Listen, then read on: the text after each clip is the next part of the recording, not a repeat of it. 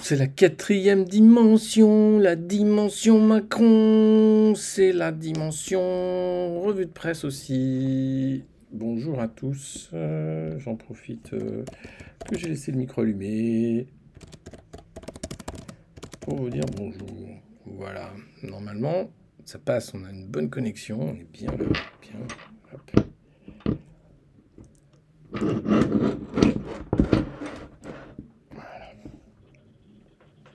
Salut tout le monde, est-ce que le son est bon, hein? Est-ce que bon, l'image, c'était le plan France Relance 2030.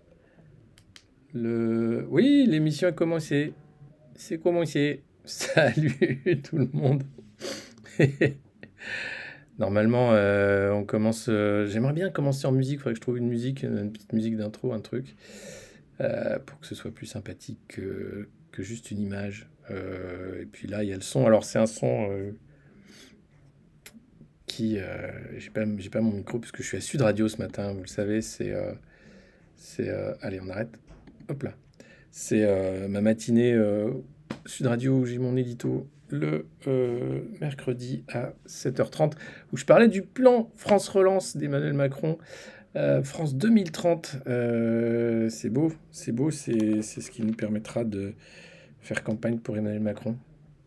Enfin, il va faire sa campagne tout seul, quoi. Salut à tous. Alors, de quoi va-t-on parler aujourd'hui? C'est l'arbitre de presse du monde moderne. Vous savez, c'est à 9h ou presque tous les matins pour parler de la presse mainstream, comme on l'appelle. Voir comment on nous parle. On va parler bien sûr du pari industriel de Macron pour la France de 2030, comme nous titrent les Échos. L'exécutif lance un nouveau plan d'investissement. Attention, hein, annoncé, resserré, il affiche au final 15 priorités. Pas aider les jeunes, parce qu'Emmanuel Macron a dit non, quand même, comme on manque de bras, on n'arrive pas à recruter des serveurs, on va pas faire la prime jeune qu'on avait prévue, on va pas les payer à rien foutre, autant qu'ils fassent des petits boulots mal payés. C'est vachement bien.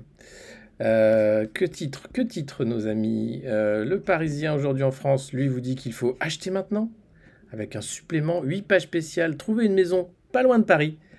Le sulfureux cargo de Dunkerque, crédit immobilier, à quoi s'attendre en 2022, ça c'est donc toujours le Parisien.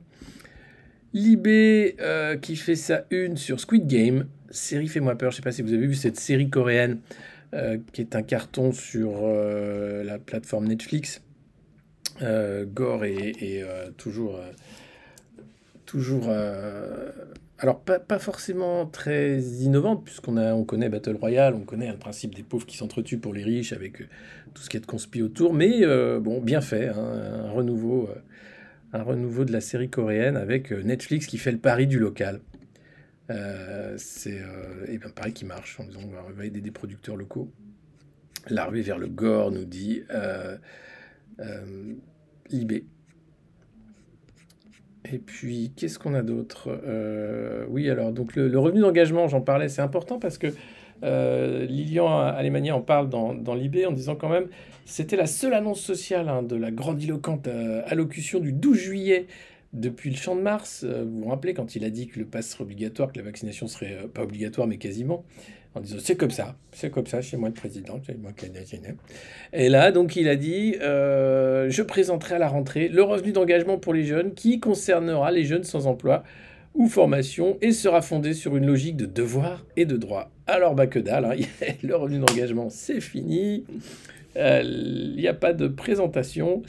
Et l'aile gauche de la Macronie devrait s'enterrer sous terre tellement elle est née après la honte. Ça devait être la mesure sociale de la fin du quinquennat. Eh bien non, quand on demande dans les ministères quand cette annonce pourrait être faite, on nous répond bientôt, ou bien le travail est en cours, ou encore c'est en cours d'arbitrage.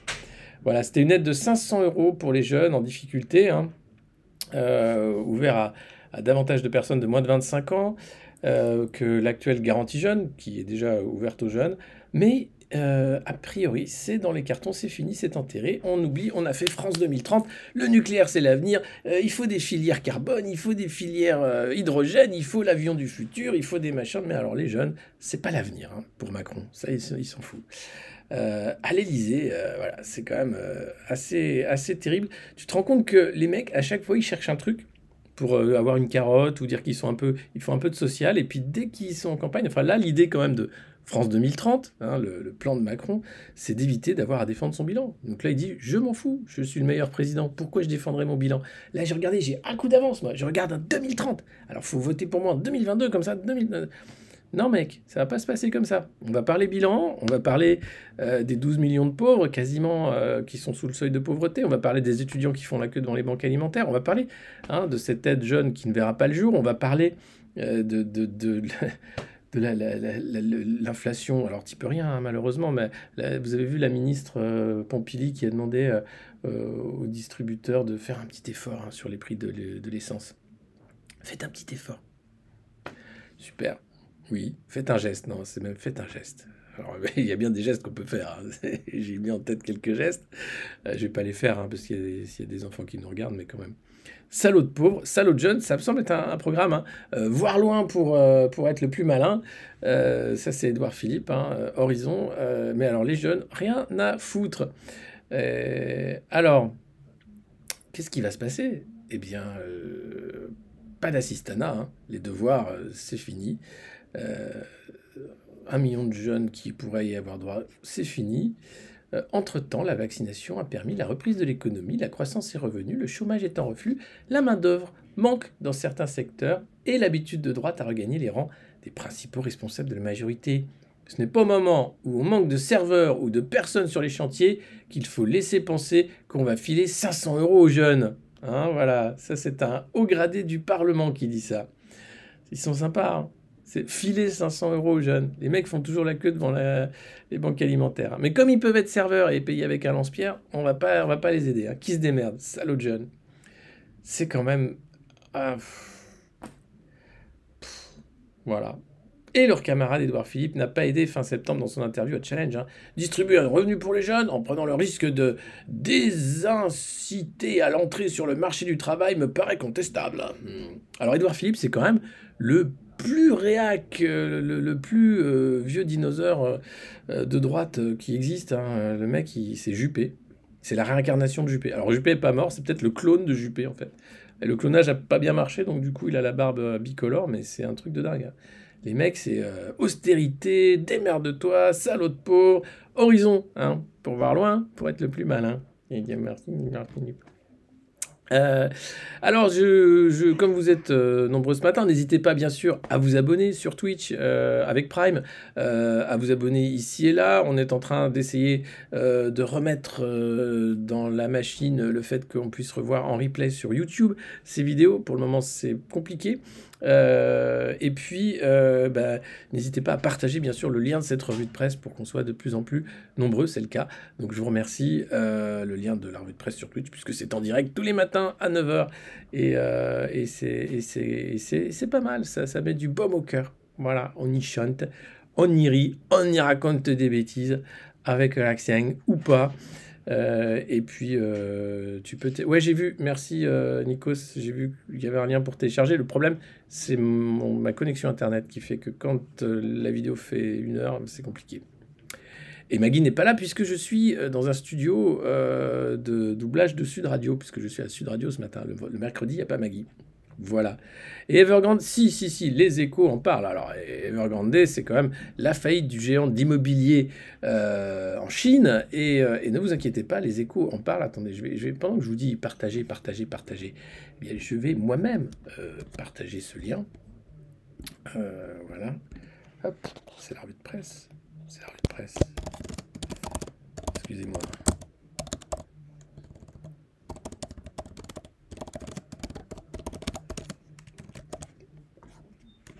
Voilà. Hop, un petit coup là. Et un petit coup là, c'est chez mes copains les GAFA, chez nos amis les GAFA. Les GAFA qui savent tout de nous. Les GAFA qui sont un peu mous du nous. La censure des GAFA. Les GAFA, si vous voulez des informations sur les vaccins, les GAFA. Alors, pourquoi Sud Radio? Parce que ça fait longtemps que je suis chez Sud Radio. pour y parler politique, pour faire des débats. Alors je sais que cette radio a une mauvaise réputation pour certains, mais franchement, avec Patrick Roger sur la matinale, on se débrouille très bien. Et c'est plutôt marrant. Et puis voilà, après tout, c'est pas CNews ici, il n'y a pas Zemmour. Ça va nous faire exploser la finance mondiale comme en 2008, faut ce qui nous parle là d'Evergrande. Alors non, pas forcément. Alors c'est les Échos qui en parlent, je crois, je vais essayer de vous retrouver, puisque Evergrande n'a toujours pas payé sa troisième... c'est la troisième échéance qu'il ne paye pas, il devait 238 millions comme ça. Non, on ne paye pas. Et l'État chinois va tout faire pour sauver Evergrande, donc il ne devrait pas y avoir de théorie des dominos. Pour le moment, ça devrait faire. Et puis alors, moi j'étais plutôt sur le discours de Macron, hein, sur Objectif 2030. Ce qui m'a choqué dans ce discours, c'est à un moment il parle d'agriculture et le mec il te parle de... il te parle de quoi, de génie génétique, de data, de données et de robotique. Voilà. Il parle pas de biologique, hein, on parle d'agriculture. Et là, tu te dis, waouh, ils sont tellement loin, on les a tellement perdus, et ils veulent tellement nous emmener dans leur délire, que... Alors, il dit, non, mais si, et puis il veut 20 biomédicaments produits en France, 20, je sais pas pourquoi. Donc 7,5 milliards d'euros sur 3 à 5 ans, hein, pour revenir à la tête de l'industrie de la santé européenne. Voilà, nous avons perdu beaucoup ces dernières années, oui, grâce à tes petits copains et à toi, grâce à les énarques. À quoi servent-ils? À faire des grands plans. Alors, la France, c'est quand même un truc incroyable. On parle, regardez cette revue de presse, on parle tous les matins, mais bon, en même temps, c'est notre boulot. Mais alors là, c'est le seul pays où tu as le président qui fait autant de mise en scène, tu vois, il parle. Là, il était sur un espèce de podium, ça changeait de couleur dès qu'il parlait. Alors, c'était un coup bleu, un coup orange, un coup vert. Et il est là pour dire, un peu faire une keynote comme le patron d'Apple, ou tu vois, pour dire, ouais, je sais, j'ai un nouveau truc, c'est le Macron 2022. On a mis à jour. Il a 3 yeux, tu vois. Il a 3 bagues au lieu de 2 bagues. Il est toujours aussi pareil, mais il est un peu différent, tu vois. C'est le Macron de 2022. Et il parlait devant des patrons, évidemment, hein. Et il avait parlé la veille ou 2 jours avant à la BPI devant des patrons aussi, tous les copains. En gros, il ne parle que devant des entrepreneurs, des start-upers, des patrons, des copains. Mais il parle jamais devant des journalistes. C'est bien foutu, hein. C'est quand même, on peut critiquer, quand Trump était critiqué au plus fort de la crise, Trump, tous les matins, il avait la conférence de presse du président devant les journalistes. Alors, il en disait des conneries, hein, en disant « You're fake news, toi tu sers à rien, etc. » Mais il était devant les journalistes. Macron, depuis qu'il est au pouvoir, il a dû faire 3 conférences de presse. Et avec, tu vois, t'entends les mouches voler, hein. Monsieur le Président, j'aimerais vous poser une question. Oui, est-ce que Nemo mange bien? Est-ce que ça va? Monsieur le Président, oui, j'aimerais vous poser une question. Oui. Est-ce que ça va? Oui, merci. Le président va bien, m'a-t-il répondu. Donc quand même, et puis état d'urgence non-stop. Ah, ça a été décidé là jusqu'au 31 juillet 2022? J'ai pas vu passer ça. Mais du coup, si c'est tombé, là c'est scandaleux. Si c'est tombé vraiment, l'état d'urgence jusqu'au 31 juillet 2022, c'est scandaleux. Enfin, on n'est pas à un scandale près, mais là j'en peux plus en fait. Là vraiment j'en peux plus. Vraiment j'en peux plus. Vraiment c'est pas possible de vivre en état d'urgence. Comme ça, pendant 2 ans. Non, j'emmène pas Maggie dans les locaux de Sud Radio. Et non, je la laisse chez moi, au chaud, tranquille. Elle ronronne tranquillement, loin de nous. Mais vous inquiétez pas, elle est en pensée avec nous. Elle aussi, maintenant, elle a pris l'habitude de ce rendez-vous quotidien, tourner autour du micro et venir ici. C'est en discussion aujourd'hui. Non, non. Je préfère pas, ça va m'énerver. Alors... La croissance mondiale donne des signes d'essoufflement. C'est pas ce que nous dit Bruno, hein. Bruno, il dit qu'en France, ça va pulser fort, hein. C'est Bruno Le Rebond. On est à plus 6,3% pour la France. Mais globalement, le FMI avait revu à la baisse, hein, les prévisions de croissance mondiale qui s'établiraient à 5,9% cette année. Aïe, aïe, aïe, aïe, aïe, aïe. Donc, il est vital de combler le fossé vaccinal entre les pays riches et les pays pauvres pour le FMI. Et Kristalina Georgieva est maintenue à la tête du FMI. Elle était mise en ballottage, parce que elle avait, le FMI, les services du FMI avaient maquillé les chiffres pour aider la Chine à être mieux placée dans les classements. Et il y a eu le conseil d'administration qui s'est réuni ces derniers jours et qui a décidé de garder la Bulgare Kristalina Georgieva à son poste, même si ça va être compliqué. Elle a dit qu'elle y était pour rien, que c'était comme ça. Voilà. qu'il fallait être gentil avec la Chine parce que la Chine avait promis de payer cher les services du FMI. Donc, d'ailleurs, le Standard & Poor's, qui est un des indices comme le CAC 40, on vient d'apprendre que c'est le comité de sélection du Standard & Poor's 500 est accusé de manquer d'objectivité. Et oui, c'est dans les Échos aussi, hein. Une étude récente suggère que les grandes entreprises qui achètent des notations auprès de SP Global Ratings auraient plus de chances d'entrer dans le SP 500 que les autres. Oh non! Oh non, mais je ne peux pas croire c'est une chose pareille. Et oui, pour une société américaine cotée, faire partie du S&P 500, l'indice le plus connu dans le monde, n'a pas de prix. Le cours de l'action grimpe et la liquidité augmente, ne serait-ce que parce que le fonds géré de manière passive réplique l'indice et l'achète automatiquement. Voilà, les titres, c'est merveilleux. Alors les dirigeants acquièrent un certain prestige ainsi que la notoriété qui va avec. Ces avantages seraient-ils tels que les entreprises seraient prêtes à payer pour intégrer cet indice boursier américain? Non, je n'ose y croire. Mais c'est comme...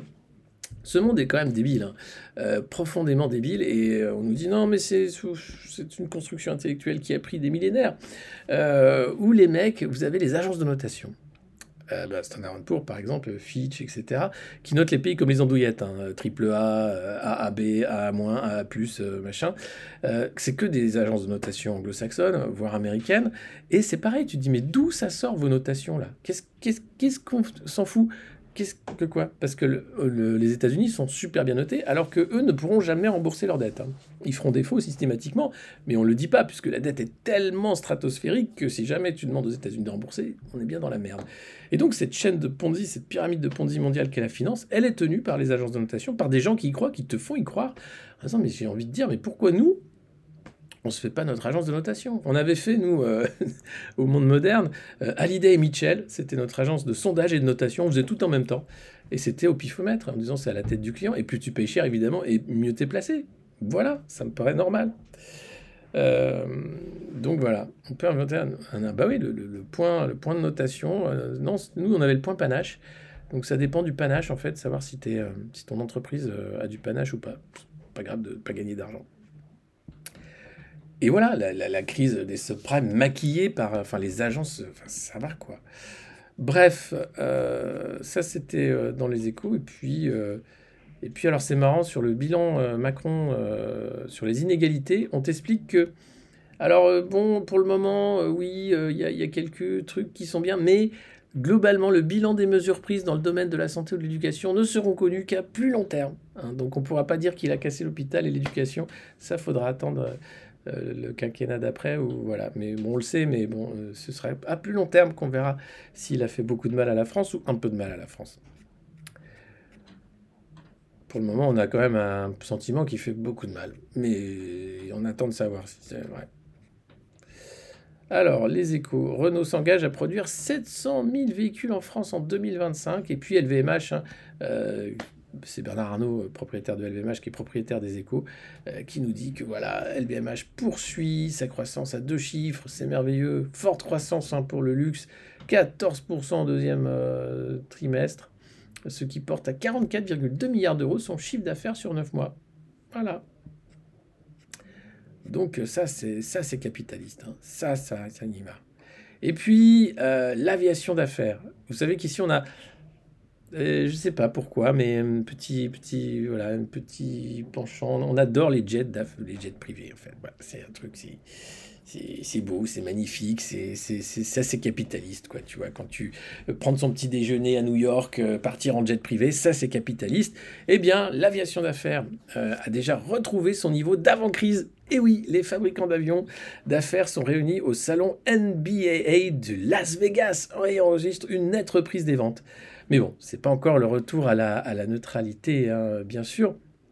Mais on voit bien que la crise du Covid a provoqué un nouvel engouement pour les déplacements en avion privé. Et c'est vrai, tu disais, oh là là, j'ai pas le droit de sortir, il me faut une auto-attestation, mais si je prenais mon jet pour aller à l'autre bout du monde, tiens. Et du coup, bah, quand t'es riche, bah, tu prenais souvent ton jet, en fait, pour faire le tour du monde, parce que t'avais le droit, alors que faire le tour du pâté de maison, t'avais pas le droit. Et c'est là où tu vois que la crise du Covid, c'est vraiment une arnaque de pauvres, hein. Alors là, c'est vraiment pour les pauvres, le Covid. Quand t'es riche, Et il y avait d'ailleurs à l'époque du Covid, les vols n'avaient pas tant baissé que ça, notamment les vols en jet privé. Ça allait toujours bien pour les riches. D'ailleurs, Bill Gates a racheté une chaîne d'hôtels de luxe récemment parce qu'il sait que le tourisme de luxe va reprendre. Les riches s'en foutent. La crise, c'est jamais pour eux. Et l'année 2021 est d'ores et déjà celle du grand rebond pour tous les acteurs de l'aviation d'affaires. Alors, soutenu par l'arrivée d'une nouvelle clientèle privée durant la crise, eh ouais, tu vois, les mecs disent « Ah non, mais tu comprends, voilà, j'ai tellement envie de monter dans un jet, là, d'aller prendre mon petit-déj à New York. » Les niveaux ont dépassé les niveaux d'avant-crise dès cet été. Nouvel engouement pour les déplacements en avion privé, c'est déjà transmis au marché des avions d'affaires neufs et d'occasion, en plein redécollage. Même s'il n'a pas encore retrouvé son niveau antérieur au premier semestre, les livraisons mondiales de jets d'affaires sont ainsi passées de 244 à 264 appareils, tandis que celles d'appareils à hélice et turbopropulseurs passaient de 152 à 221, selon les chiffres de l'association Gamma. Voilà, alors la valeur totale des avions livrés au premier semestre est passée de 7,9 milliards à 8,6 milliards de dollars, en incluant les petits avions à piston. Je ne les connais pas ceux-là, mais visiblement ils sont bien. Moi je voudrais juste un petit avion à piston s'il vous plaît. Pas de problème, je vous le mets de côté, La crise du Covid a fortement réduit l'activité et donc les commandes, mais le trafic est désormais supérieur au niveau d'il y a 2 ans, a souligné Éric Trappier, le PDG de Dassault Aviation, lors de la conférence d'ouverture du salon. La demande sur le marché de l'occasion est restée soutenue tout au long de l'année écoulée et le stock d'avions d'occasion est tombé à un niveau historiquement bas. Le marché des avions neufs est en croissance aux États-Unis et les perspectives sont positives en Europe et au Moyen-Orient. Alors, nouveau programme de construction d'avions, évidemment. Dassault Aviation avait dévoilé le Falcon 10X, je vous en avais parlé dans cette revue de presse. La cabine est plus longue, c'est merveilleux, il peut faire beaucoup plus de kilomètres, il est moins gourmand en carburant, c'est une belle machine, c'est formidable. Et il y a également le Falcon 6X qui est en cours de certification. Et le 5 octobre, le Gulfstream, lui, donnait la réplique avec le lancement de 2 nouveaux modèles, le G400 et le G800. Alors je sais, peut-être vous dites, mais c'est quoi ce délire avec l'aviation d'affaires au monde moderne? Mais l'idée, c'est quand même que c'est vous montrer que il y a des secteurs qui connaissent pas la crise, quoi. Et que ce soit les yachts, les jets privés, les trucs. Et ça en dit long, en fait, sur ce monde où on te dit « Non, mais, mais tu comprends, mais on va te donner une prime de 100 € pour te chauffer, parce que tu peux plus te chauffer, parce que c'est trop cher de te chauffer. » Et t'as des mecs qui crament du kérosène comme ça, parce que, bon, un jet, c'est bien. Et donc, les gros contrats sont de retour, voilà. L'américain NetJet, numéro 1 mondial de l'aviation d'affaires, a finalisé une commande de 100 jets d'affaires Phenom 300E, d'une valeur de 1,2 milliard de dollars. Voilà. Bon, c'est impressionnant quand même. 7400 jets d'affaires sur la prochaine décennie, avec 3% par an. Et bonne nouvelle pour Dassault, le segment des jets haut de gamme, à long rayon d'action, comme le Falcon 8X, ou à large cabine comme le 6X, devrait représenter 72% des ventes d'avions neufs sur les 5 prochaines années. Et voilà. Alors il y a un petit bémol quand même. Même si elles redécollent, les ventes de jets d'affaires sont encore loin d'avoir retrouvé leur niveau d'avant-crise. Ouais. Voilà, c'est triste. 2008, il y avait eu 1313 livraisons de jets d'affaires et 538 turboprops. L'année de la crise. Ah là là. Bon, après, c'est vrai. 2008, ça a été l'année de rupture. L'aviation d'affaires ne s'en est jamais vraiment remise. Les mecs ont dit non, moins, ça se voit trop. Moins haut, moins fort, moins vite. Ça se voit trop que tu mets trop de thunes de côté dans les paradis fiscaux, toi. Arrête. Donc voilà, donc bonne nouvelle quand même. Oui, j'espère que c'est un des secteurs. D'ailleurs, l'aviation du jet privé, je pense que c'est l'un des secteurs du plan France Relance 2030 et des milliards vont sans doute être donnés à des startups je sais pas, peut-être de la décoration d'intérieur, du jet d'affaires, je ne sais pas. Et oui, c'est vrai que les 1% sont les plus gros pollueurs du monde. Et les 0,1% qui servent encore plus à rien, alors eux, ils en ont carrément rien à foutre Ce qui est d'ailleurs assez génial, c'est quand vous avez Greta Thunberg qui est là à la tribune, qui prend pas l'avion, elle fait des efforts et tout, Greta, elle dit attention, et elle est autour de sa fondation, il y a des gens comme Berguen, qui est un homme d'affaires allemand, qui lui passe sa vie en fait dans les hôtels de luxe et dans son jet privé, et qu'on n'en a rien à foutre en fait, et qui est là, qui dit oui, il faut sauver la planète, oui, tu as raison, c'est super. Berguen qui est un énorme fan de Macron, du transhumanisme, enfin lui, il faudrait faire un portrait parce il est assez grave. Il est gratiné, c'est un peu comme, Papy Schwab, mais en jeune, donc c'est encore plus craignos, quoi. Alors oui, j'espère qu'on aura notre jet au monde moderne. Vous pouvez aller sur Patreon hein, pour qu'on puisse s'acheter le train avant du Falcon X6, bien sûr, ça ce serait super. Et ne serait-ce qu'une une roue de train avant du Falcon X6, voilà, vous pouvez nous aider. Ou bien un jet hein, au second marché. Peut-être un jet d'occasion pour faire le tour du monde dans un jet du monde moderne. Ça, ce serait formidable. Qu'est-ce que ce serait bien, putain.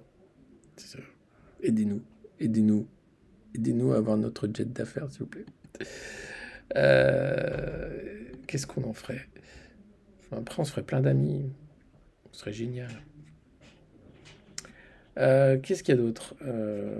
Les géants des services aux entreprises se diversifient. Le recyclage, une année record. Les batteries, nouvelle plaie des centres de tri et recyclage. Oui. Les batteries lithium-ion s'enflamment et ça met le feu au centre de tri et de recyclage. C'est un petit problème, un incendie par jour environ, donc ça commence à poser de sérieux problèmes. L'association qui s'occupe du recyclage a fait un courrier, en fait, puisqu'il faudrait faire en sorte qu'il y ait une filière hein, pour ces batteries et éviter qu'il y ait ces accidents quotidiens. Et puis, la grippe, pas le Covid, la grippe. Cette année, la grippe, les autorités boudent le nouveau vaccin de Sanofi. Alors, Sanofi qui avait raté le vaccin Covid, il se dit là, moi j'ai un super vaccin grippe. Le labo français commercialise pour la première fois un vaccin surdosé destiné aux personnes âgées. Il s'est dit, allez, ce coup-ci, on y va. Et là, les autorités le trouvent trop cher, compte tenu du bénéfice médical apporté. Oh bah alors, qu'est-ce qui se passe? Alors, dans les échos, y aura-t-il de la grippe à Noël? Bien malin qui pourrait le dire. L'atténuation du Covid dans les pays développés et le relâchement des gestes barrières qui en résultent, la reprise des échanges internationaux et un affaiblissement probable de l'immunité contre la grippe après un hiver 2020-2021 sans épidémie. 29 cas seulement ont été recensés contre 57 000 l'hiver précédent. Étonnant, non? 29 cas de grippe pendant le Covid contre 57 000. Donc c'est le Covid qui avait remplacé la grippe en fait l'an dernier. Bon, comme le Covid, tout le monde en a ras-le-bol, tout le monde est vacciné, hein, ou il fait semblant, ou enfin il a son pass, hein, attention, hein, sauf les méchants, les esprits malfaisants. Donc on va revenir à la bonne grippe quoi. Et là, Sanofi s'est dit, ah ben j'ai ce qu'il vous faut. J'ai bien ce qu'il vous faut, hein, le Vaxi-Grippe Tetra et l'influent Tetra de Mylan, alors il y en a plusieurs, hein. Les Fluelda, c'est génial les noms de médocs. J'aimerais savoir qui sont les gens payés à trouver les noms des médicaments, tu sais, c'est Corminati machin, enfin c'est génial. Et donc voilà, immuniser les plus de 60 ans dont le système immunitaire affaibli par l'âge a besoin d'être plus fortement stimulé pour faire face à la maladie. Mais voilà, il coûte trop cher. Alors il coûte quand même 30 € et un peu plus de 10 € pour le Vaxigrippe Tetra et 11 € pour l'Influvac Tetra de Mylan. Donc voilà, première réserve des principales données de protection. Ah, je crois qu'il bosse à côté. En tout cas, voilà, c'est encore raté pour Sanofi. C'est dommage. C'est vraiment dommage. Et puis, on apprend aussi que Omar Sy, après le succès de Lupin, signe pour plusieurs années avec Netflix. Voilà, il vient de signer un contrat, donc il va jouer dans des films dont il sera la vedette et des séries. On sait pas quoi, mais le mec signe, voilà, c'est du bon à la... C'est les nouveaux studios, en fait, hein, Netflix, c'est assez impressionnant, et c'est comme d'ailleurs la série Squid Game, hein, dont Libé parle. L'idée, c'était d'en faire qu'une saison, mais comme ça a marché, ils sont en train de dire « Ah, tu voudrais pas ?» au réalisateur qui avait dit « J'ai pas envie », et ils lui disent « Non, mais vas-y, fais-nous une deuxième saison ». Il a pas spécialement envie, quoi. Alors, Libé, qu'est-ce qu'il y a aujourd'hui? Les Républicains. Xavier Bertrand passe de l'abstrait au Congrès. Oui, bah, il faut dire que Xavier Bertrand, il s'est rendu compte que LR a de la thune quand même pour faire campagne. C'est un parti, pour faire campagne, il faut un peu d'argent. Donc quand tu as un parti qui a de l'argent, c'est bien d'avoir le parti avec toi. Donc le Congrès, ça permet de mettre la main sur 6 millions, 7 millions, je sais pas combien, qui permettent hein, de faire campagne. Et la clé, c'est Vauquier. Il va le bouffer. C'est le petit agneau qui rentre dans la tanière du loup. Un proche d'Éric Ciotti qui dit ça. Ça va être une guerre, ce truc du Congrès, ça va être impressionnant, quoi. En fait, lentement mais sûrement, une cible est en train d'apparaître dans le dos de l'ancien négociateur du Brexit, ex-commissaire européen. Elle est dessinée par les amis du Picard qui aimeraient bien égratigner l'image de fidélité promenée un peu trop ostensiblement par le Savoyard. Et oui, Michel Barnier, c'est Michel Barnier dont on parle, qui lui, à droite, a dit « Je n'ai jamais quitté ma famille ». Alors certes, je suis très pro-Europe, mais plus trop, parce qu'il a fait quelques déclarations pour dire que non, ça servait à rien. Et puis dit les leçons de pureté, ça suffit. Il n'est resté à LR que parce que c'était adossé au Parti conservateur européen. S'agace un député. Après le Brexit, il a fait des offres de service. Il a tapé à la porte de Macron. Mais les gens s'en fichent car il a gardé sa carte. C'est assez original, persifle un autre. Et oui, parce que chez LR, le Congrès, alors c'est 100 000 abonnés encartés, on va dire, qui doivent voter pour un candidat. Et là où il grince un peu des dents, c'est que Xavier Bertrand a dit qu'il ne reprendrait pas sa carte chez LR. Donc, s'ils votent pour lui, ils votent pour un mec qui n'est pas chez LR. Et là, tu te dis, mais qu'est-ce que c'est que ça? Et pourtant, Xavier Bertrand a dit, non, mais je vous aime, je suis de droite, regardez, je veux qu'on travaille jusqu'à 65 ans. Je veux qu'il n'y ait plus d'aide, je veux que... ça suffit, l'assistanat. Regardez, je suis de droite, je veux plus de place dans les prisons. Il fait des efforts et tout. Il dit, regardez, je suis de droite, j'ai jamais voté Macron. Parce que, ouais, quand tu es à droite, Macron, c'est de gauche. Enfin, c'est compliqué. Avec Zemmour, enfin, tout ça, c'est extrêmement compliqué. Tu sais plus quoi faire. Voilà. Et puis, dans l'IB, il y a des témoignages poignants, en fait, des collègues, 7 professeurs du collège du Bois d'Aulne à Conflans-Sainte-Honorine, qui étaient les collègues de Samuel Paty, et qui parlent de leur rapport chamboulé à leur métier, aux élèves et à l'institution. Voilà, il a été dit qu'on avait peur de faire l'hommage, mais on a hâte de le faire. Quand on entend ce genre de choses, on a envie de parler. Souffle Hélène. Voilà, c'est le premier anniversaire, bien sûr, de l'assassinat de Samuel Paty. Une commémoration sera organisée, bien sûr, au collège, en présence de l'équipe éducative, de la famille et d'officiels. Une étape importante, mais voilà ce qu'ils disent, ces collègues, sur ce qu'il s'est passé. Ce qui était compliqué pour nous tous, c'est qu'on a été complètement dépossédés de notre collège et de Samuel. C'était notre collègue et c'est devenu un symbole. Et c'est vrai qu'ils ont été pris dans un tourbillon médiatique terrible qu'ils n'avaient pas forcément envie. Il y a eu l'attentat et une onde de choc après, avec tout ce qu'on apprenait dans la presse. On avait l'impression de ne pas en sortir. Le traumatisme continuait et c'est vrai qu'il faut vivre après et c'est compliqué pour eux. Le traumatisme que j'ai, je le traînerai ailleurs. Au moins ici, des gens me comprennent. Donc il reste. Ils ont créé une famille, une sorte de lien très fort. Certains profs qui se demandaient après l'attentat, je me suis souvent demandé est-ce que je vais mettre des baskets aujourd'hui parce qu'on court plus vite en basket. Ce genre de pensée assez noire. Des profs aussi qui ont peur de parler devant les élèves, de réfléchir longuement avant d'ouvrir la bouche et de parler pour ne pas dire quelque chose qui pourrait être mal repris. Dans notre malheur, on a eu la chance d'avoir une principale comme ça. Elle était extraordinaire, elle me manque beaucoup, elle était empathique, bienveillante, elle faisait bouclier pour nous tous, elle ne se plaignait jamais. C'était un rock, mais voilà, elle est partie. C'est ainsi, au retour des vacances de la Toussaint, il était question que tous les enseignants de France bénéficient d'un temps sans élèves afin de pouvoir se réunir et préparer un hommage à Samuel Paty. Et finalement, Blanquer a dit non, non, qu'il travaille plus encore. Et là, il a encore perdu des points, Jean-Michel Blanquer. Les profs ne l'aiment pas beaucoup. Et il leur rend bien d'ailleurs, c'est bien foutu. Et surtout, on a demandé à des gens traumatisés de s'occuper d'enfants traumatisés.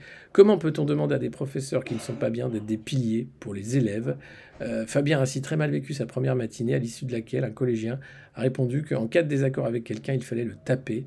J'ai eu l'impression d'avoir échoué, ça m'a fait beaucoup de mal. Ce qui me pose problème, c'est que c'était à nous de savoir ce qui était bon pour nous. On ne sait pas. Trouver des réponses demande de l'énergie à des gens et des gens traumatisés. C'est difficile, j'ai ressenti une maltraitance institutionnelle. Je pense que oui, ce pays est maltraité, je l'ai dit de nombreuses reprises, mais voyez comment tous les corps de métier sont maltraités. On a l'impression que c'est toujours de notre faute, hein. Les petits gestes écologiques du quotidien, c'est ta faute, sale pauvre, hein, si la planète est en train de cramer. Non mais moi j'ai pas de jet privé, monsieur l'agent. Oui mais toi je t'ai vu, t'as pas pissé dans la douche ce matin. Toi je t'ai vu. Toi vraiment tu cherches la merde, hein. Non seulement tu voudrais qu'on t'aide, mais en plus tu ne t'aides pas toi-même, hein. Alors bon, tu mets ton masque et puis tu vas mettre cette petite boîte en carton dans la poubelle dédiée au carton. Merci. Voilà, ça c'est un bon geste pour la planète. Merci Kevin. Taper quelqu'un quand on n'est pas d'accord, bah oui, c'est quoi cette éducation des parents? Mais oui, le problème, c'est pas l'éducation nationale ne peut pas tout faire. Le problème, c'est qu'il y a beaucoup de familles qui n'élèvent pas, qui n'éduquent pas leurs enfants dans des valeurs humanistes, tout simplement, avec la haine de l'autre, avec la violence aussi, avec une certaine façon de se comporter, d'avoir du mal à accepter la complexité. Bref, le problème, il vient de bien plus loin. Et on peut pas, sauf à avoir un État totalitaire, dire bon bah on vous enlève vos enfants, puis on en fait des, regardez, on en fait des citoyens modèles, c'est formidable. On a des élevages à enfants, des élevages à citoyens, et comme ça c'est bien. Malheureusement ou heureusement, on ne peut pas faire ça. Donc il faut faire avec tous ces gens mal élevés. Le problème c'est et qu'est-ce qu'on fait s'ils sont de plus en plus nombreux? Alors bon, la réponse c'est que ils se reproduisent de moins en moins. Normalement, le taux de natalité chute en France comme ailleurs, mais pas forcément. Tu te dis non, mais ça dépend en fait. Donc, c'est un problème insoluble. La connerie humaine, c'est un problème insoluble. Il y aura toujours des cons, et on sera toujours le con d'un autre, et il y aura toujours des violents, et il faudra toujours les gérer.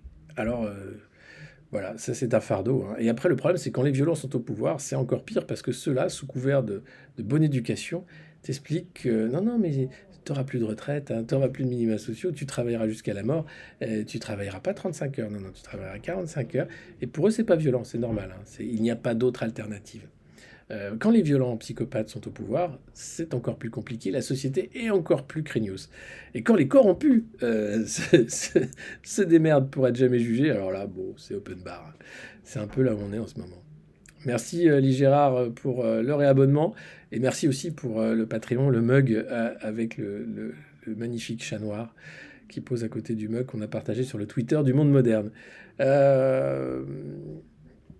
Bah ouais, gros problème, gros problème. La probité, tout ça, l'éthique, hein. Enfin voilà. Donc ces témoignages sont à retrouver dans l'IB, ils sont assez forts effectivement. Pour voir ça. Et puis bon, bah Macron, j'en parlais encore, son plan 2030, hein. Nous allons faire émerger en France des petits réacteurs innovants produisant moins de déchets. Oh, regardez-moi ce petit regardez-moi ce petit réacteur innovant qui produit moins de déchets. Comme il est mignon. C'est trop mignon. C'est une mini centrale. C'est la centrale que tu mets au bout de ton jardin. C'est la centrale que tu mets sous ton canapé. C'est la centrale que tu mets dans ta chambre. C'est la mini-centrale, le petit réacteur innovant qui produit moins de déchets. Ça, c'est l'avenir. Donc, c'est l'avenir du nucléaire version Macron. C'est l'avenir de la France version années 60 rewind. Tu vois, on refait un truc. Voilà. Aussi, attention, le jeûne, vous savez, le jeûne intermittent, pas le jeûne intermittent, le jeûne, cette action de non manger, elle n'est pas bonne pour la santé, même si certains vous le disent. En fait, plusieurs nutritionnistes te disent que le jeûne est sujet à débat, et les fonctions thérapeutiques sont quand même parfois dangereuses ou largement contrebalancées par le mal que ça fait aux reins, au foie. Donc jeûner, 10 menus pour une détox, le mieux c'est de bien manger, pas trop boire et faire un peu de sport, voilà. Qu'est-ce qu'on a d'autre? Après, ça parle du film de Ridley Scott, là, Le Dernier Duel. Fantastique, L'art et la manière. Bon, il y en a dans tous les sens. Le Figaro, allez, on va passer au Figaro, c'est le journal de Dassault. Alors, il ne parle pas du marché du jet privé, pourtant c'est propriété de Dassault. Peut-être qu'ils ont autre chose à foutre, ou peut-être c'est pour demain, ou ils attendent une grosse annonce. En une, on parle bien sûr du plan de Macron pour moderniser l'industrie, et puis de la mort d'Hubert Germain, le dernier des compagnons de la libération de Gaulle. 101 ans, c'était une mémoire vivante, il vivait ses derniers jours aux Invalides. Il avait été ministre de Gaulle, des postes et télécommunications, compagnon de la libération en Libye et ailleurs sur tous les combats. C'était un monument. Et aujourd'hui qu'ils sont morts, tous ces gens-là, il n'y a plus personne pour raconter la guerre, la libération. Et c'est vrai que bah, c'était quand même des destins assez particuliers et des gens assez particuliers. Quand tu lis là, le parcours de Germain, lui, il avait commencé chez Saint-Zano, qui était un vendeur d'alcool. Dernier compagnon s'en est allé, voilà. Dernier membre de l'Ordre de la Libération qui avait été ministre de Pompidou. Euh, longue vie, toujours au service de son pays, des partis de El Alamein pour devenir un compagnon de la Libération. Il était député de Paris, ministre des PTT, grand chancelier d'honneur, et puis il était au ministère des Armées sous Pierre Messmer. C'est quand même assez... c'est toute la France OSS 117 pour de vrai, quoi. Voilà, en expliquant ses faits d'armes. Enfin, voilà, beau portrait à lire dans le Figaro. Et puis Darmanin et Monseigneur de Moulin-Beaufort se sont mis d'accord sur la confession. Ils sont allés à Confesse et ils se sont dit bon, un travail est nécessaire pour concilier la nature de la confession et la nécessité de protéger les enfants. Sans déconner. Putain, c'est bien les évêques. Il y en a là-dedans. C'est super. Alors oui, je ne vais pas garder pour moi que le petit Kevin s'est fait tripoter par l'abbé. Je vais peut-être le dire aux autorités compétentes. Très bien. Voilà. Ça, là, Jésus est content. Là, Jésus qui te regarde, il est content. Jésus, quand tu tripotes le petit, non, il n'est pas content. Voilà, c'est pas compliqué. Donc, non, pas Mesmer. Mesmer, non, c'est pas Mesmer, le mentaliste. C'est Pierre Mesmer, c'est un président. Putain. Évêque. Ah oui, alors il y a une pétition qui circule pour demander à tous les évêques de dégager. Mais bon, après, il faut remettre d'autres évêques. Hein, mais c'est vrai qu'il y en a déjà qui ont payé cher. Enfin, ça a mis du temps, hein, le fait qu'ils aient rien fait. En fait, quand le prêtre pédo était démasqué, il le changeait juste de diocèse. Il disait, ah, c'est pas grave, là-bas les parents le connaissent pas. Tiens, vas-y, tu feras le catéchisme là-bas. Oh, merci, mon bon Seigneur évêque, merci. Merci beaucoup. Donc là, ils se sont mis d'accord avec Darmanin, tout ça, super. Il a dit non, toi, pas séparatiste. Toi catholique, toi, pas séparatiste. Toi, gentil. Mais toi, dire hein, aux policiers quand méchant prêtre touchait enfant. Putain, mais ce monde, c'est quand même... Voilà. Alors, compte tenu de la crise sanitaire, cette nouvelle aussi, incroyable, Paris perd 6000 écoliers en un an. Cette année, la ville de Paris compte 6000 écoliers de moins. Eh oui, ça cache Paris.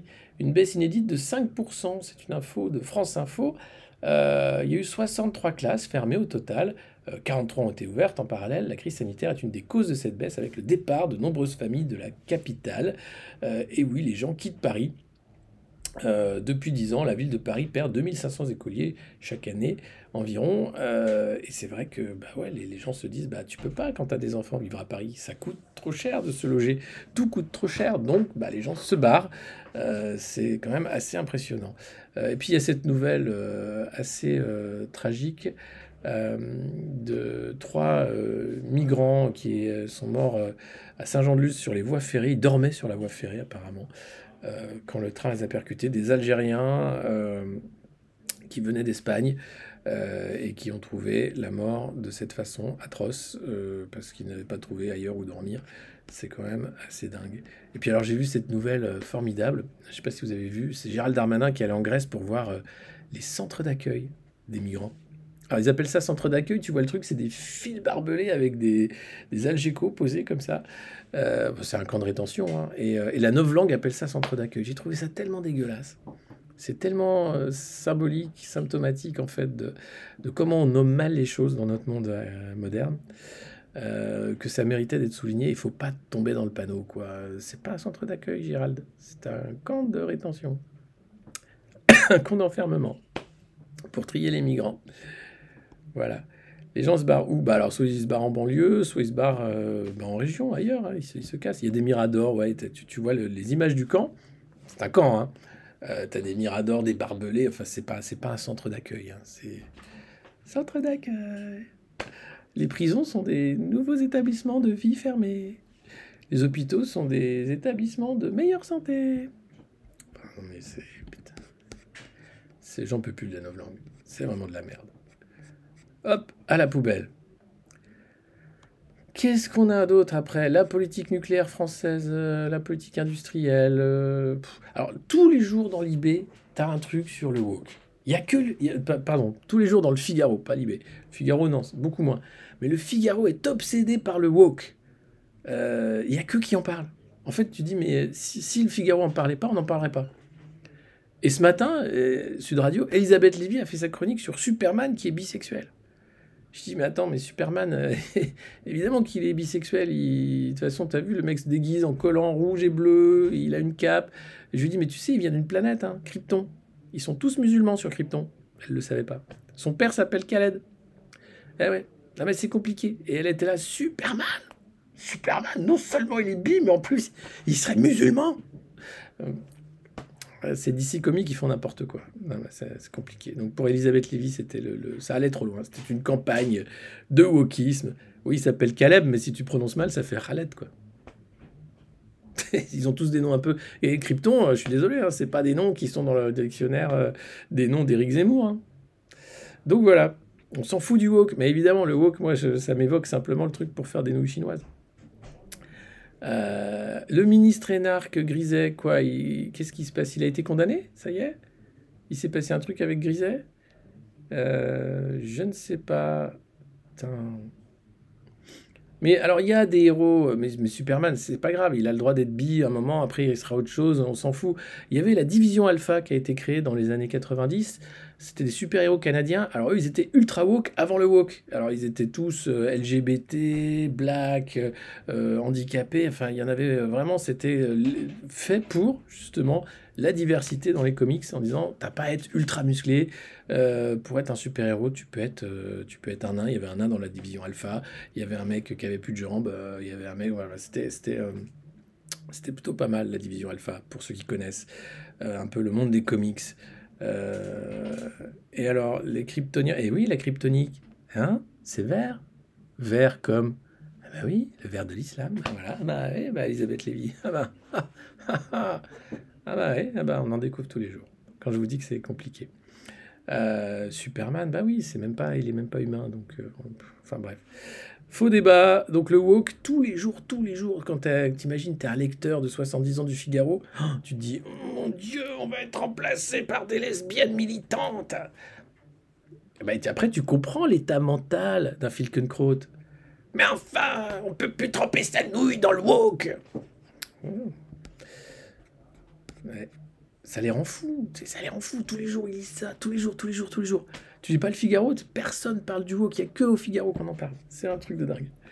Je sais pas ce qu'ils vont faire en plus, d'ailleurs, vu que Sandrine Rousseau n'a pas gagné la primaire, ils vont aller la chercher, ils vont peut-être la faire chroniqueuse.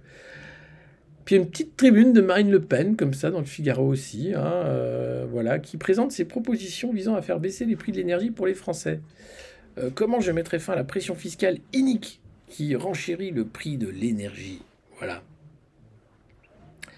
Emmanuel Macron a inauguré son mandat en alourdissant les taxes qui atteignent 60% des prix du carburant, mais aussi 30% de la facture d'électricité et 25% du gaz. Elle dit que... alors, elle est une pro-nucléaire aussi, hein, pour répondre aux énormes besoins d'électricité que nécessiteront la politique de réindustrialisation que je mènerai pour la France, électrification du transport ou encore le développement d'hydrogène vert. Sauvegarde de notre dissuasion également, intimement liée au nucléaire civil. Voilà. Mais elle veut quand même baisser carburant, gaz, fuel de chauffage. Révolution fiscale pour que les particuliers et les PME ne soient plus spoliés à la place de ceux qui polluent vraiment la planète. En baissant la TVA de 20 à 5,5%. Soit une baisse de 10 € point plein de 60 €. Voilà. Formidable. Formidable. Tout ça pour une élection présidentielle. Les mecs te font des promesses. Là, c'est la danse du ventre. Ça va durer encore 6 mois. 6 mois, on n'a pas tous les candidats. Et les mecs, ils vont comme ça. Ils te disent, non, mais moi, j'ai un plan. Mais pourquoi tu l'as pas sorti avant? Mais parce que c'était pas le jeu pour être président. Maintenant, on peut jouer au jeu. Donc, je sors mon plan. Ah, bah, c'est super. Bah, merci, hein. Puis une fois élu, tu vas dire que tu peux rien faire, que c'est compliqué. Oui, bon, bah c'est très bien, mais c'est super. Ce simulacre de démocratie qu'est l'élection présidentielle, quand même, moi, me m'attriste profondément, en fait. On mérite mieux que ça. En tant que peuple français, enfin, il y a eu la Révolution française, il y a une histoire séculaire, ce que tu veux, et on arrive à ce truc complètement pété qu'est l'élection présidentielle au suffrage universel pour un mandat de 5 ans. Il y a un truc qui va pas, quoi. Et oui, c'est vraiment le concours des promesses. Ça veut plus rien dire, en fait. Tu t'inventes ton programme, tu le bricoles en 15 jours, et tu dis, non, mais j'ai un programme, les gars. De toute façon, tout le monde s'en fout. Macron, il est élu sur un projet. Et moi, j'ai un projet. C'est quoi? Voilà, le mec est élu. Liberté, égalité, fraternité, c'est le summum du woke. Peut-être. Ouais, tout le monde avec son QR code. Enfin bref. Non, je te jure, ça va pas. Il y a trop de trucs qui vont pas. Mais bon, on va pas non plus... Et voilà, c'est là. Donc c'est dans le Figaro. Evergrande, on en parlait tout à l'heure en début de revue de presse, qui manque un 3e paiement. Pour la 3e fois en 3 semaines, le promoteur chinois, le plus endetté du monde, n'a pas honoré le paiement d'intérêt qui était dû mardi. Et oui, alors il a une dette record d'un montant de 300 milliards de dollars. Il aurait dû payer 148 millions de dollars. Voilà. D'intérêt sur obligation. Et puis un autre promoteur cynique qui avertit qu'il ne pourrait pas rembourser un emprunt de 150 millions de dollars faute de liquidité. Cette annonce intervient au lendemain du départ de 2 directeurs d'un 3e groupe du secteur, Fantasia, qui peine aussi à rembourser ses dettes. Donc là, tu as toute la chaîne, la pyramide de Ponzi où ils se sont mis plein les fouilles qui est en train de s'effondrer parce que les mecs se sont payés sur de la dette et là ils disent « Ah bah c'est fini ». C'est fini. Je pense que les autorités ont les moyens de gérer la situation, indiqué à Reuters Tobias Adrian, le directeur du département chargé des marchés de capitaux ou FMI. Adrian, responsable du rapport du FMI sur la stabilité financière publié mardi, juge que la Chine dispose des moyens budgétaires et des outils juridiques et institutionnels pour faire face à la situation. La Chine a intérêt, sinon c'est le système financier mondial qui s'écroule. Donc ils disent, pour le moment, la contagion est contenue. Donc ça, c'est le virus après le virus. En fait, vous avez des théories qui disent que le coronavirus a permis de masquer une crise financière mondiale. D'où la BCE qui crée de l'argent qui vaut rien, d'où les pénuries qui arrivent en ce moment. On te dit, alors là, attention, hein, l'énergie explose. Vous avez le Liban qui a été plongé dans le noir, l'Inde qui n'a plus assez de charbon. Vous avez les pénuries de denrées alimentaires qui commencent, les prix qui explosent également. Vous voyez la faillite des géants du secteur immobilier. Ça vous rappelle évidemment les subprimes. Et tout ça sur fond de pandémie mondiale. Et la deuxième pandémie, enfin la deuxième épidémie, contagion, serait celle-là, en fait, la chute de tous les marchés. Mais dans son rapport, le FMI n'écarte pas pour autant le risque d'escalade qui aurait des répercussions économiques et financières pour la Chine, voire à l'échelle mondiale, dans le pire des scénarios. Les autorités de Pékin incitent les entreprises publiques à racheter des pans du groupe Evergrande sans que les résultats des transactions soient encore clairs. Donc ils vont masquer un peu le truc. Ils ont dit qu'ils ne rembourseraient pas les prêteurs étrangers. Et voilà. Mais ce qui rassure dans ce fond d'effondrement, de crise mondiale, c'est que le fret aérien se porte à merveille. Voilà. Le volume des marchandises transportées par avion va dépasser de 8% celui de 2019, année avant la pandémie. Belle performance, hein, sachant que le trafic passager reste en fort retrait. Et donc, on est le secteur du fret qui atteint un niveau record de 175 milliards de dollars en 2021.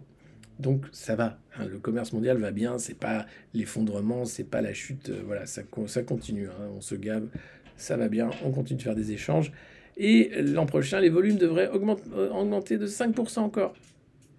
Voilà. Et puis, par contre, les revenus vont baisser parce que le prix de la tonne transportée va chuter en raison du retour des capacités avec le retour des avions de ligne sur les lignes, justement. C'est beau, non ? Donc tout va bien en fait. Et vous êtes là, vous mettez la rate au courbouillon, vous dire qu'est-ce qui va se passer ? Il ne se passe rien. Tout va bien. Voilà. Je crois que je vous ai fait le tour en fait de la presse ce matin. Il y avait un canard enchaîné aussi, mais il n'y a pas grand-chose ce matin dans le canard, j'avoue. J'ai fait les Échos, j'ai fait le Figaro. Je vous ai parlé de Germain, magnifique. Le Parisien, formidable. Ah non, le Parisien, on n'a pas tout fait. Oui, il y a une interview de Bruno Le Maire dans le Parisien. Ce plan va créer 45 milliards d'euros de richesse supplémentaires et des dizaines de milliers d'emplois. Comme ça. Au nez, ça c'est Bruno. Ne donnez-vous pas du grain à moudre à ceux qui vous accusent de cramer la caisse à quelques mois de l'élection présidentielle. Ceux qui nous font ce reproche sont ceux qui ont laissé les caisses vides 10% de taux de chômage et 0% de croissance. Nous avons en 2021 plus de 6% de croissance. Un chômage qui est passé sous la barre des 8% avec la création de 500 000 emplois. Tout ça grâce à l'argent magique. C'est génial. Pose-t-il les bases de sa campagne avec le plan France 2030 ? Il pose les bases du futur de la France. Bruno. Waouh. Voilà. Vous êtes contre la création du revenu d'engagement pour les jeunes. Avez-vous obtenu gain de cause auprès du chef de l'État ? La question n'est pas de savoir si tel ou tel ministre obtient gain de cause. C'est un enfantillage. Avec le président, nous sommes en train de gagner une bataille de plusieurs décennies contre le chômage. Désormais, le plein emploi en France est devenu un objectif atteignable d'ici 2 ans. Plein emploi dans 2 ans, j'attends de voir ça, Bruno. C'est une belle... C'est voir loin pour être malin. Ça, c'est... Bruno le malin. Ce serait la première fois depuis 50 ans. Ouais, dis donc, c'est ouf. Mais cela suppose de nous attaquer à certaines difficultés structurelles. Eh oui, notamment celles des jeunes qui n'ont ni diplôme ni qualification.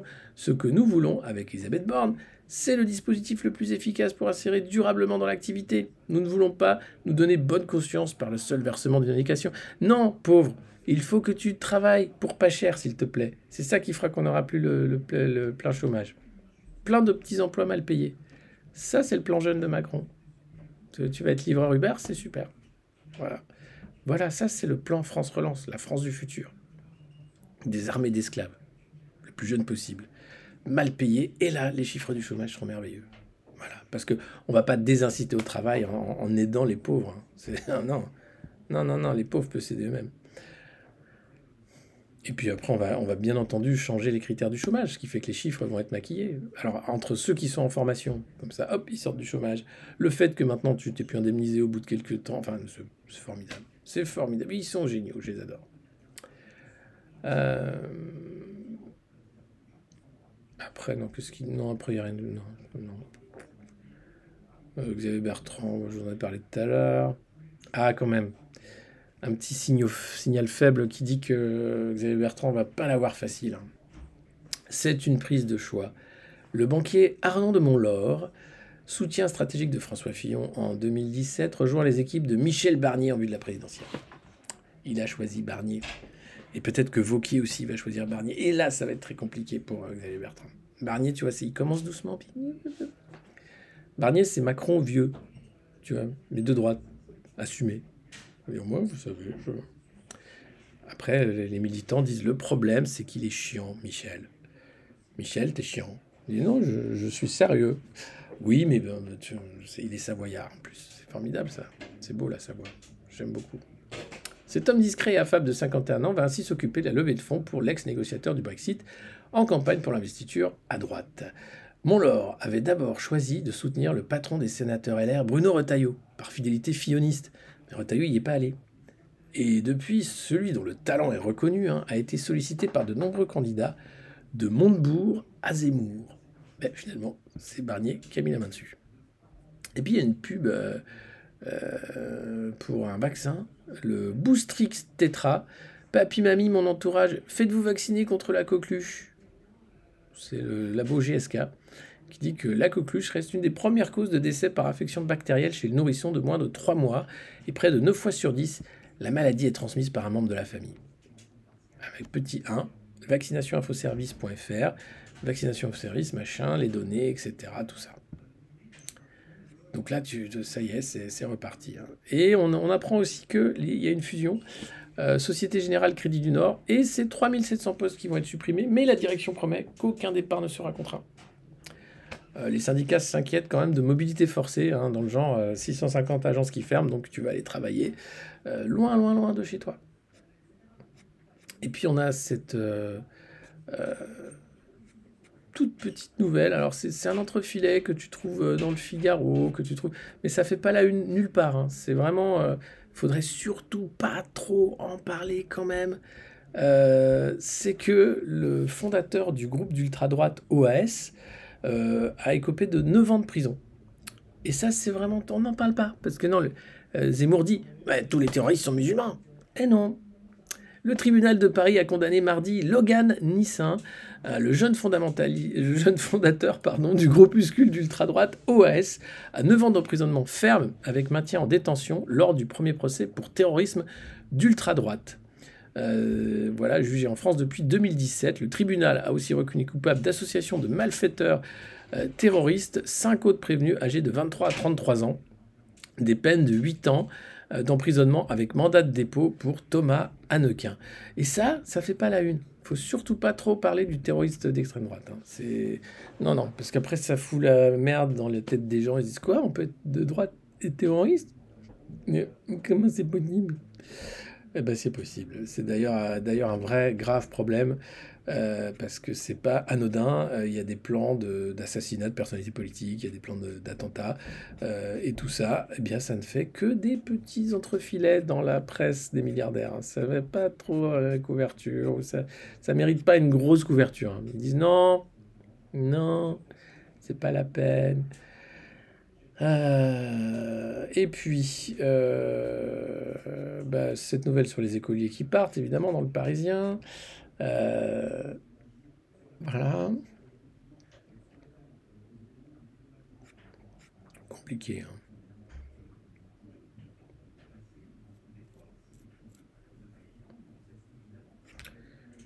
Le diesel plus cher qu'au début de la crise des Gilets jaunes. Vous avez vu, hein, les prix explosent à la pompe. Et, rien.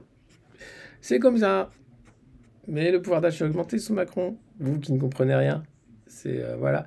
Et puis l'élève qui a violemment bousculé sa prof va faire face au juge. Le lycéen de 18 ans, rappelez-vous, avait ouvert la porte de sa salle de classe. Une enseignante âgée d'une 60aine d'années l'en empêchait. Elle a été projetée contre le mur. Elle méritait pas ça, la pauvre. Tous les professeurs ont été choqués, bien entendu, par la scène. La justice pénale se prononcera avant le conseil de discipline. Pas de délibération. 3 jeunes ont été interpellés, placés en garde à vue lundi en fin d'après-midi. Ils sont entendus dans le cadre des blessures infligées en cours à une professeure du lycée Jacques Prévert à Comble-la-Ville. C'était vendredi, c'est allé vite, hein, la garde à vue prolongée de 24 heures supplémentaires. Alors il y en a qui avaient filmé la scène hein, pour diffusion d'images. Donc le juge décidera hein, la suite le concernant. Donc les jeunes, voilà, si vous tabassez vos profs, il ne faut pas le filmer. Non, en vrai, il faut pas tabasser vos profs, les jeunes. C'est ça le problème. Pourquoi? Non, mais cette violence dans la salle de classe, c'est insupportable. Enfin, cette violence partout, c'est insupportable. Et il n'y a rien qui excuse ça. Hein. C'est quand même... voilà. Donc voilà. Mais les mecs vont direct en garde à vue. Ça ne rigole pas. Ça bloque un chouïa? Ah, pardon. Désolé.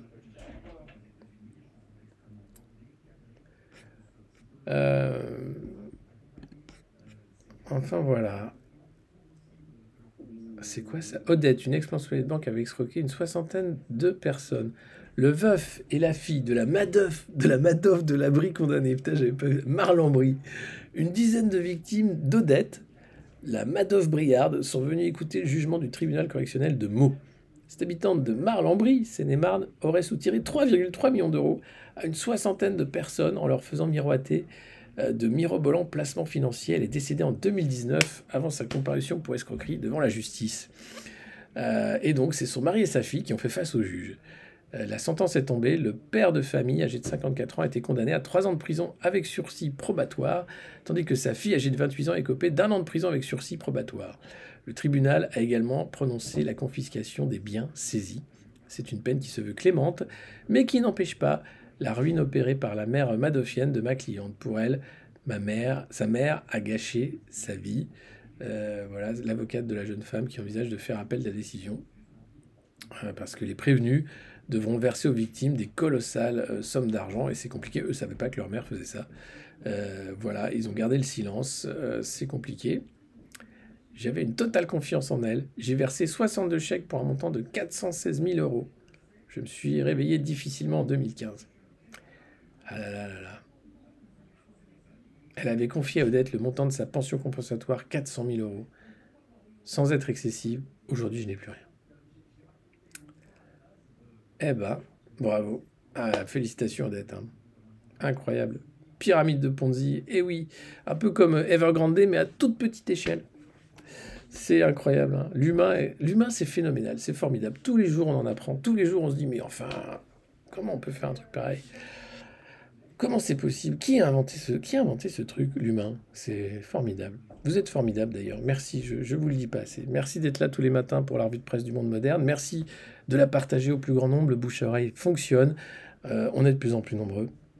Et vous êtes de plus en plus nombreux abonnés également.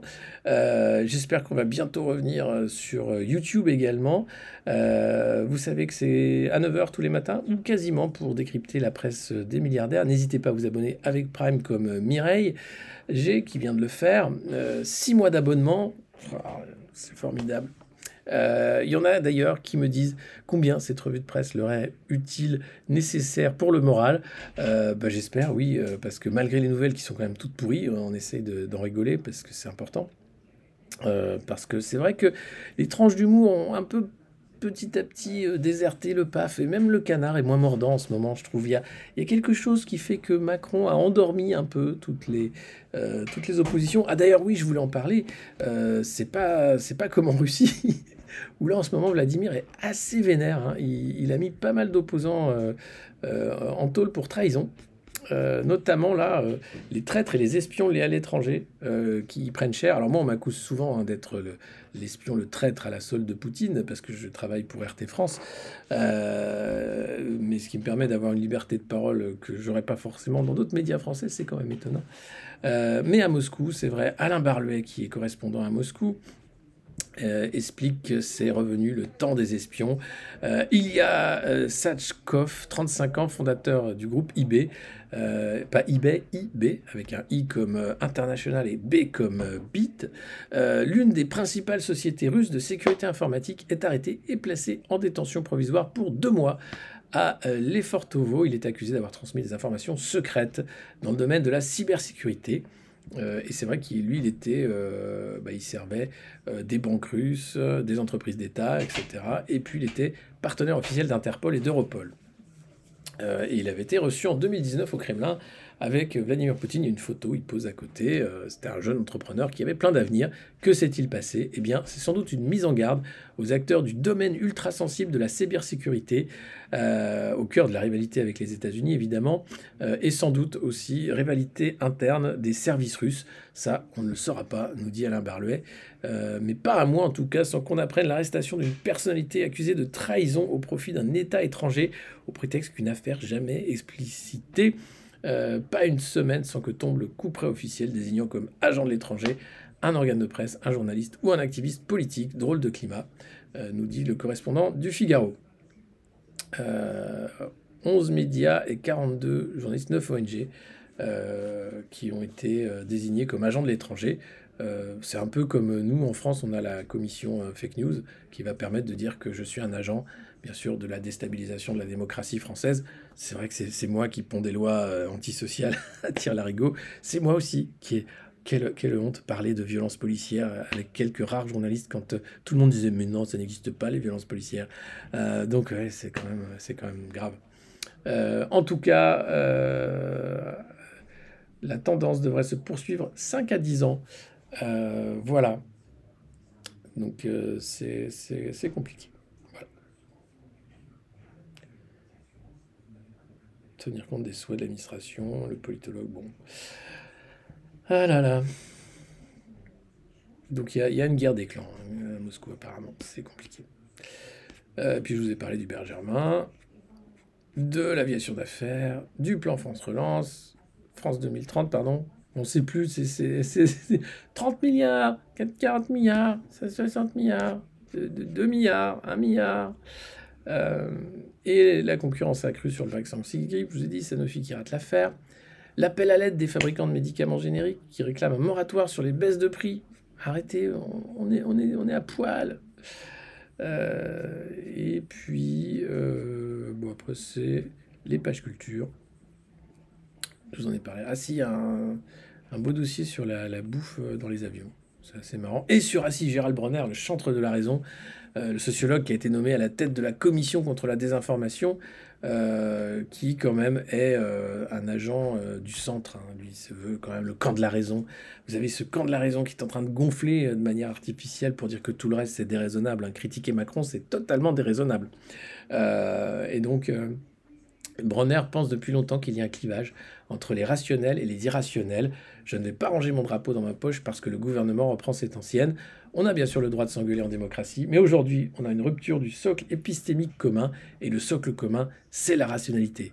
Alors Gérald, si tu es d'accord qu'on appelle un centre d'accueil un camp de rétention ou un camp de concentration même, puisque on concentre des migrants dans un camp, là on a un problème, il va falloir qu'on parle de socle commun et d'épistémique commune. Voilà. En tout cas, lui parle du wokisme aussi, hein, c'est un ennemi du wok, et évidemment il est dans le Figaro. Nous ici, on s'en fout du wok. On s'en fout du wok. Comme vous l'avez dit tout à l'heure, c'est très bien pour cuisiner quelques trucs.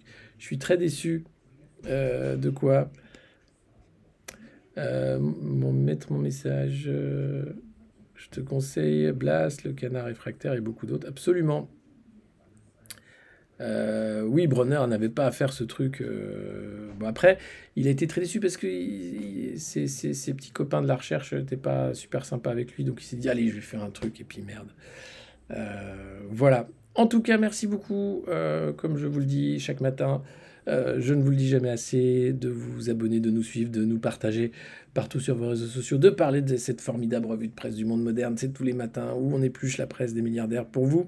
On l'a fait encore ce matin et je vous donne rendez-vous du coup demain à 9 h pour une autre session de... c'est pas de la calinothérapie, mais c'est de la, je sais pas, c'est une sorte de thérapie, je crois.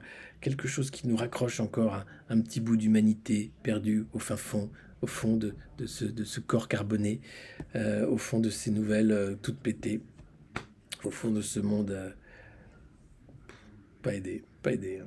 Allez, des bisous, prenez soin de vous, ciao.